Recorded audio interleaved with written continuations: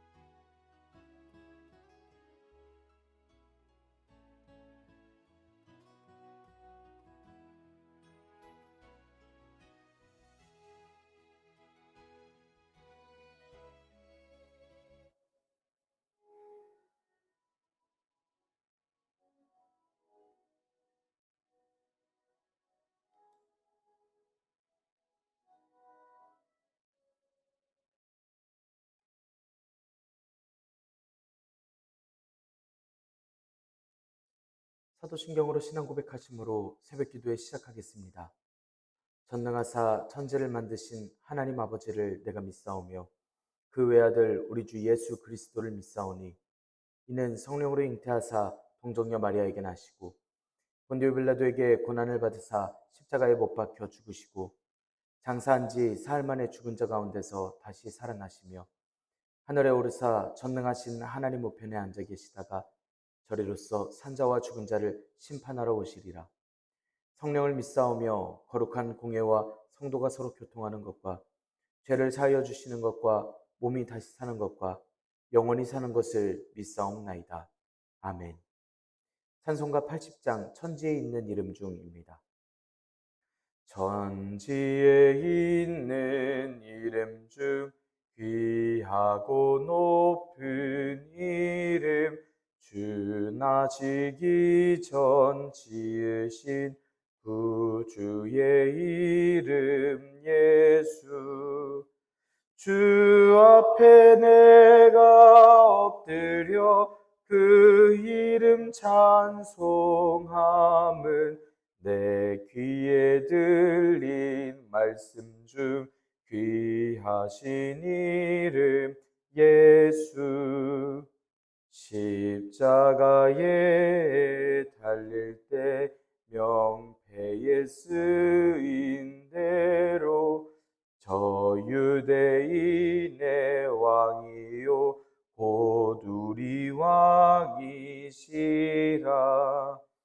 주 앞에 내가 엎드려 그 이름 찬송함은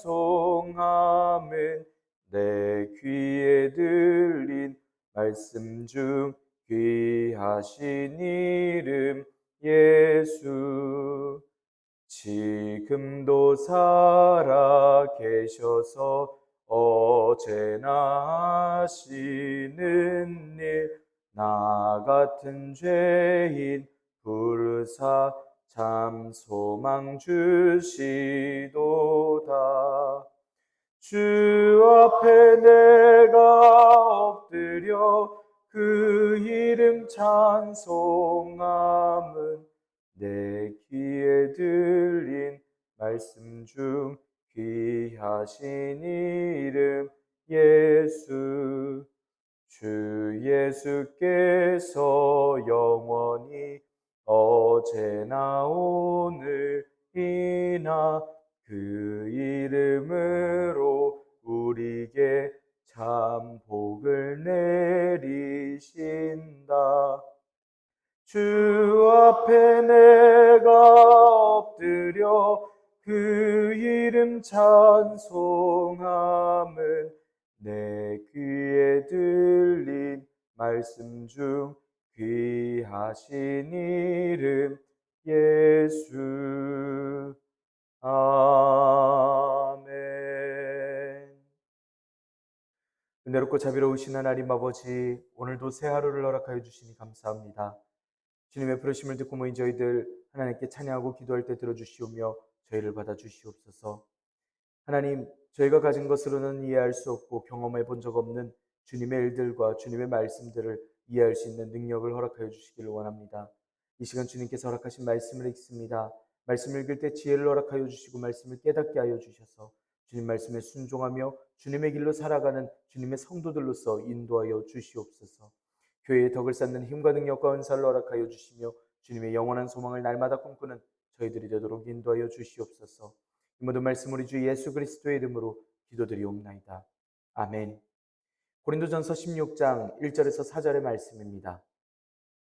성도를 위하는 연보에 관하여는 내가 갈라디아 교회들에게 명한 것 같이 너희도 그렇게 하라. 매주 첫날에 너희 각 사람이 수입에 따라 모아두어서 내가 갈 때에 연보를 하지 않게 하라. 내가 이럴 때에 너희가 인정한 사람에게 편지를 주어 너희의 은혜를 예루살렘으로 가지고 가게 하리니 만일 나도 가는 것이 합당하면 그들이 나와 함께 가리라. 아멘. 오늘도 하나님께서 예배의 자리에 함께 하시는 여러분들에게 크신 은혜와 평강을 내려주시기를 원합니다. 함께 고린도전서의 말씀을 읽고 있습니다. 고린도전서의 말씀을 보면 들어가는 말, 본론, 결론의 부분들이 순서로서 보입니다. 앞선 15장의 말씀을 끝으로 본론의 부분이 끝이 났습니다. 앞선 말씀으로선 바울 사도가 예수님께로부터 받은 복음을 고린도 교회에게 전해줬는데 교회가 그 말씀을 가지고 오해하고 잘못된 신앙으로 나아간 이야기에 대한 바르게 인도하기 위한 책망의 이야기들이었습니다. 그런 사실들을 소문으로 듣고 직접 편지로 써 바꿔서 바울 사도가 답장하고 또 이야기하는 내용, 그것이 바로 고린도전서의 말씀들입니다. 그렇게 본론 부분의 말씀이 끝나고 예루살렘 교회를 위한 연보, 즉 헌금에 관한 지침과 바울 사도와 여러 사역자들이 고린도 교회를 방문할 것이라는 이야기들과 마지막 권면 그리고 문안 인사와 축도로 고린도전서의 말씀이 모두 끝이 나게 됩니다. 그 중에서도 오늘 함께 읽으신 부분은 예루살렘 교회를 위하여 헌금을 독려하고 전달하는 방법을 가르치는 말씀입니다. 16장 1절 말씀엔 연보에 관하여 라고 말씀을 시작합니다. 이 원어는 고린도 교회가 한 질문에 대한 대답을 하는 말투로서 이야기를 하는 원어입니다. 이 말씀은 고린도 교회 내에 생긴 문제에 따라 교인들이 바울 사도에게 편지로서 대답합니다. 그리고 이 연보, 헌금의 용도를 이야기를 하는데 성도를 위한 것으로서 이야기를 합니다. 그런데 3절의 말씀에 예루살렘으로 가지고 가게 한다라고 하는 말을 보면 이건 모든 교인들이나 고린도 교인들이라기보단 예루살렘의 성도들을 가리키는 말임을 알 수 있습니다. 사도행전 11장 말씀에 보면 예루살렘 교회가 당시에 겪고 있던 어려움을 볼 수 있습니다. 경제적인 곤란으로 도움을 필요로 하였던 때였는데 다른 교회들에게, 사도들에게, 그리고 바울 사도에게도 그 도움 요청이 갔던 것입니다. 오늘 말씀에서 보이는 헌금의 목적은 예루살렘과 팔레스틴 일대에서 신앙생활을 하는 경제적 곤란을 겪는 그 교인들을 구제하기 위함임을 알 수 있는 말씀입니다. 바울 사도는 여기서 갈라디아 교회들에 대해 내린 연보 모금의 명령에 대해서도 언급을 하고 있습니다. 갈라디아서의 경우에는 헌금 동료에 대한 이야기를 볼 수가 없는데 교회에 있을 당시의 이야기를 직접 한 것으로서 생각이 되는 말씀들입니다. 그리고 고린도후서 8장에서는 마게도냐 지방의 교회들이 보여주었던 모범적인 구제 헌금에 대해서 이야기하는 것을 볼 수 있습니다. 그래서 말씀들을 통해서 긴 기간을 걸쳐 계속해서 헌금 모금이 있었음을 알 수가 있습니다. 또 이런 헌금 모금은 예루살렘과 팔레스틴 일대에 엄습했던 심각한 경제난이 있었음을 알 수 있습니다. 어떤 이들은 그 이유가 예루살렘 교회가 예수님께서 다시 오심을 기다리며 가진 것들을 다 팔아서 교회를 돕느라고 남은 재산이 없어져서 힘들었을 것이라고도 이야기를 합니다. 그렇지만 예루살렘 교회에서는 교회에 속한 교인들 중 부유한 사람들 일부가 자신들의 재산 중 일부를 처분해서 가난한 교인들을 돕는 등의 그 모습이 있었을 뿐이었습니다. 예루살렘 교회가 당한 경제적 곤란의 진짜 이유는 오랜 기간 동안 기근 때문에 경기에 불황이 있었습니다. 사도행전 11장 말씀에서는 이미 바울 사도와 바나바가 안디옥으로 갔고 당시 약 4년 동안 팔레스틴에는 기근이 있었습니다. 다른 모든 지역들도 이런 기근의 영향을 받기도 하였습니다.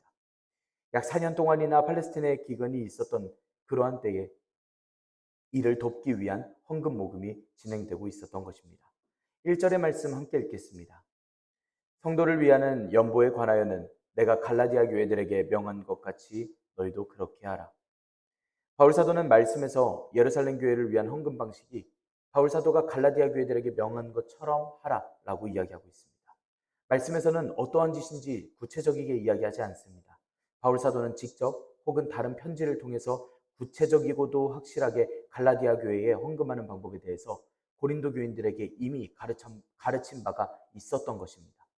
그리고 이 헌금은 예루살렘의 사도들에게 부탁을 받았던 가난한 사람들을 기억할 것에 대한 바울 사도의 구체적인 조치입니다. 바울 사도가 쓰고 있는 이 연보라고 하는 건 우리가 읽을 땐 헌금이라고 읽을 수 있는 말입니다. 하지만 당시 황제나 이교도 신들에게 내던 제물과 같은 원어를 쓰고 있습니다. 분명 이교도들이 매달 정기적으로 기부금으로서 그 기부금을 몹던 것과는 다르게 당시 교인들은 헌금, 모금의 요청이 올 때까지 집에 저축하는 일들이 있었습니다. 단지 바울 사도는 여기서 이 편지를 듣는 사람이, 읽는 사람들이 알기 쉽고 떠올리기 쉬운 이 기부금이라고 하는 쉬운 단어를 골라서 사용해서 이 연보라고 하는 그 원어와 또 이교도 신들이나 황제들에게 바쳤던 그 단어와 같은 단어를 씀으로써 교인들이 쉽게 알아들을 수 있도록 그리고 그 헌금을 낼 수 있도록 독려하는 말로서 이야기합니다. 2절의 말씀 함께 읽겠습니다. 매주 첫날에 너희 각 사람이 수입에 따라 모아두어서 내가 갈 때에 연보를 하지 않게 하라. 매주 첫날이라 이야기하면 안식일 첫날을 가리키는 말입니다. 오늘로 생각하면 주일을 생각해 볼 수 있겠습니다. 여기서 쓰인 원어와 주의 날이라고 하는 말에 쓰인 원어가 같은 것들을 생각을 해보자면 주님의 날, 즉 주일이 확실합니다.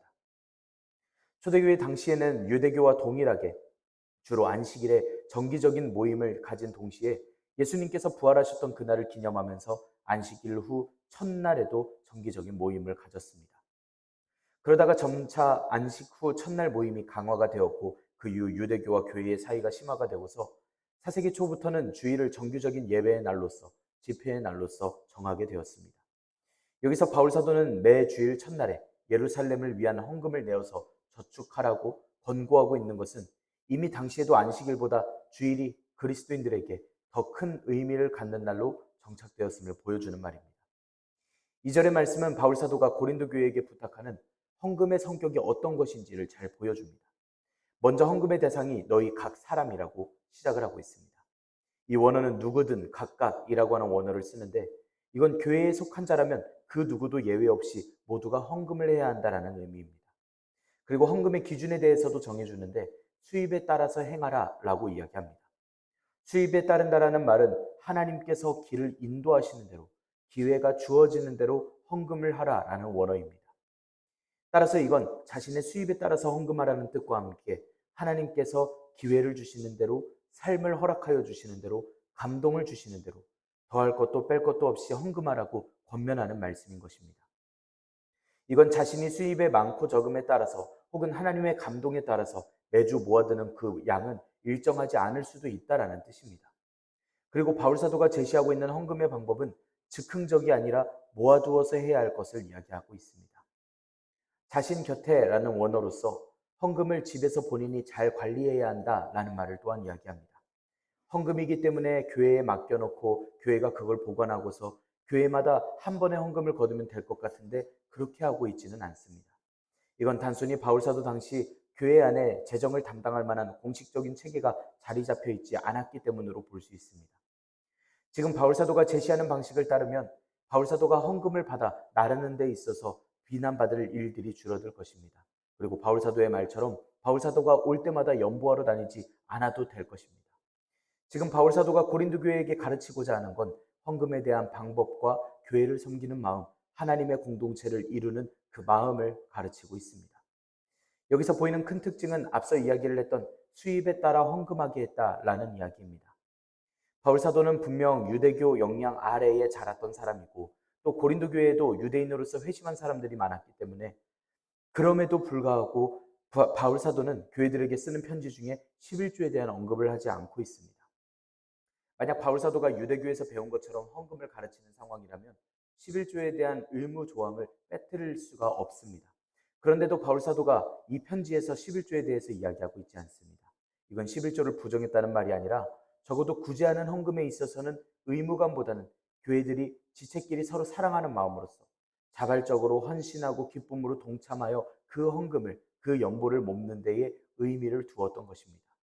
강제적으로 규정하여 너희들 돈 내라라는 개념이 아니라 헌금을 하는 데 있어서 하나님의 공동체를 이루고 같은 지체를 살리는 데 있어서 자신의 상황에 맞춰 자신이 마음속에 드는 정도에 맞춰서 헌금하도록, 그리고 함께 그 마음을 먹도록 독려하고 있습니다. 3절의 말씀 함께 읽겠습니다. 내가 이럴 때에 너희가 인정한 사람에게 편지를 주어 너희의 은혜를 예루살렘으로 가지고 가게 하리니. 헌금을 하는 사람과 더불어 그 헌금을 받는 이들에게 있어서 헌금은 매우 귀중하고 또 중요한 것입니다. 바울 사도가 이야기하는 방식으로 이렇게 귀한 헌금이 모아지면 이제 남은 건 그 헌금을 안전하게 예루살렘 교회로 전달해야 합니다. 그래서 바울 사도는 여기서 바울 사도가 고린도로 가게 되면 고린도 교회가 인정하는 사람에게 추천 편지를 써줘서 그로 하여금 모은 헌금을 예루살렘에 전달하겠다 이야기하고 있습니다. 바울 사도가 직접 헌금을 조달하거나 대리인을 통해서 헌금을 처리하도록 했으면 간단했을 테지만 이런 공정을 피해서 헌금 문제로 사역에 사소한 시비거리라도 일으키지 않은 그런 현명한 선택을 해냈습니다. 그리고 이를 통해서 고린도 교회와 예루살렘 교회가 친분을 쌓을 수 있는 기회가 될 수 있기 때문에 이러한 생각을 했을 수도 있겠다 생각해 볼 수 있겠습니다. 분명 예루살렘 교회와 이방 지역의 교회들 사이에는 불편한 기류가 흐를 수밖에 없습니다. 헌금과 헌금을 전달하는 이방인 교인들이 교회를 결속시키는 데 있어서는 상당한 기여를 했습니다. 그래서 3절의 말씀에선 바울 사도가 이런 효과들을 기대하면서 쓴 추천 편지를 가지고 간 고린도 교인이 예루살렘에서 환대를 받고 서로의 교회를 기뻐하는 그런 바울 사도의 기대감을 엿볼 수 있는 말씀이 되어줍니다. 한편 예루살렘 교회에 전달되는 헌금을 일컬어서 너희의 은혜라고 하는 표현을 볼 수 있습니다. 여기서 은혜라고 하는 원어는 하나님께서 죄인들에게 베푸시는 무조건적인 은혜와 같은 뜻으로서 쓰이고 있습니다. 인간의 죄와 허물에 관련해서는 공로 없이 받는 은혜라는 의미를 갖는 것입니다. 여기서는 헌금을 뜻하는 이야기인데 이것이 하나님께 대한 강제적인 의무에서가 아니라 자발적이고 지원하고 기쁨과 감사로 하나님께 올려드리는 자유로운 사랑의 선물이라는 점에서 이러한 너희의 은혜라는 표현을 쓰고 있습니다. 그렇기 때문에 이러한 은혜를 의무로 변하게 만드는 일체의 시도는 다 멈춰서야만 합니다.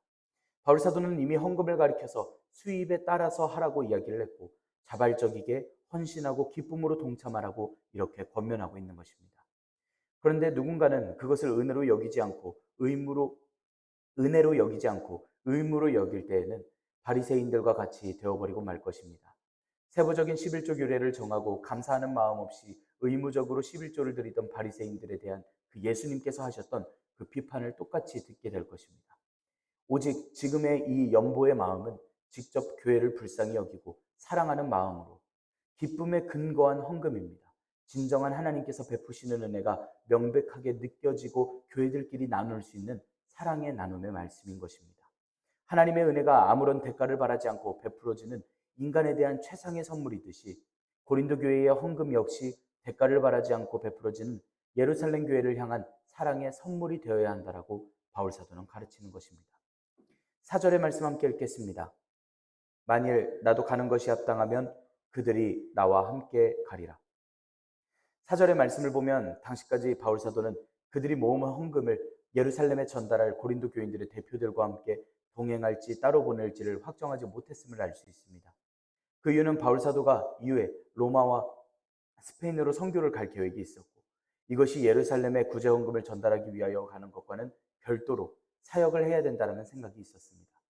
또 다른 한편 예루살렘 교인들에게 헌금을 가지고 감으로써 바울 사도 스스로가 드러나고 자랑을 하는 그런 오해를 받지 않기 위한 결단이 될 수도 있겠습니다. 그래서 말씀에서 이야기하는 것이 나도 가는 것이 합당하면 이라는 말은 바울 사도의 동행이 유익하다면 이라는 뜻입니다. 이때 바울 사도는 예루살렘 교회를 위하여 고린도 교인들이 헌금했던 그 돈의 안전에 대해서 심려하고 있다라거나 아니면 예루살렘 교회에 돈을 전달하는 문제에 대해서 신경을 쓰고 있다거나 그리고 예루살렘 교회에서의 바울 사도를 향한 환대를 염두에 두고 있다라고는 생각할 수 없는 말씀이라는 것입니다. 바울 사도는 단지 예루살렘 행에 동행하는 것이 예루살렘 교회를 위로할 때에, 예루살렘 교회와 이방인 교회가 서로 화합할 때에 도움이 될 수만 있다라면 기꺼이 그 일을 같이 감당하겠다라는 의미로서 이 이야기를 전하고 있습니다.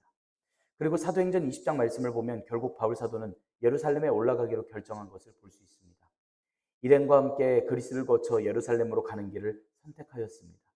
그러나 거기에서는 사절의 말씀에서 말씀하는 그들에 해당하는 고린도 교인들이 함께 동행했다라는 말씀은 없습니다. 하지만 로마서 15장의 말씀에 예루살렘의 성도를 섬기는 일로 갔다가 바울 사도가 이는 마게도냐와 아가야 사람들이 예루살렘 성도 중 가난한 자들을 위하여 기쁘게 얼마를 연보하였습니다 라고 말씀한 것으로 보면 아가야 지역에 속한 고린도 교회의 헌금 모금과 예루살렘 교회의 전달이 성공적이었고 이때 고린도 교회의 대표자들이 함께 동참하지 않았나 생각해 볼 수 있는 그러한 말씀들입니다.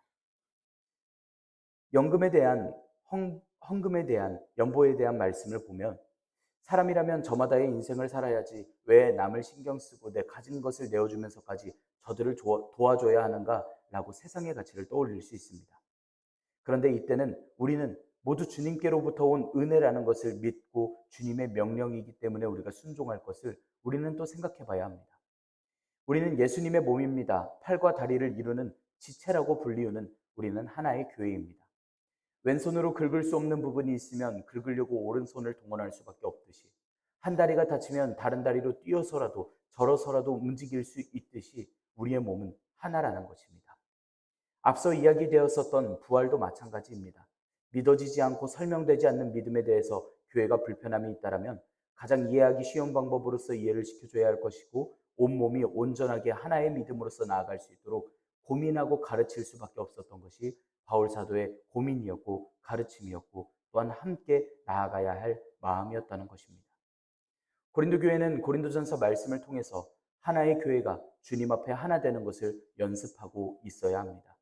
우리도 이 믿음을 본받아 교회가 하나 되기를 힘쓰고 또 교회를 걱정하고 주님의 일을 동참하기를 염려하고 또 고민하고 결단할 수 있는 아름다운 교회의 모습, 또 주님 앞에 순종하고 나아갈 수 있는 주님의 성도의 모습을 우리가 동참할 수 있기를 원합니다. 주님의 일을 주님께서 역사하시며 인도하여 주시는 줄 믿습니다.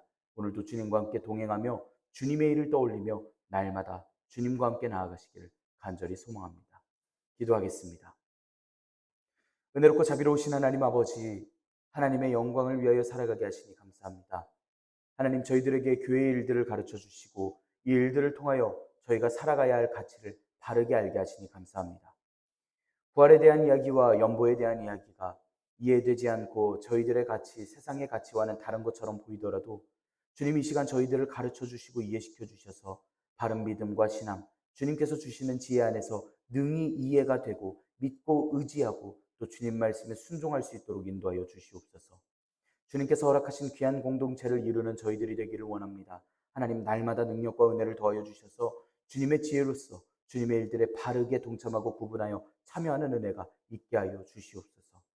주님께로부터 온 저희의 인생의 모든 은사들이 교회를 유익하게 하시고 저희가 세상에서 이루고 있는 공동체를 유익하게 하시며 주님의 은혜로서 살아가는 저희들이 될 수 있도록 인도하여 주시옵소서.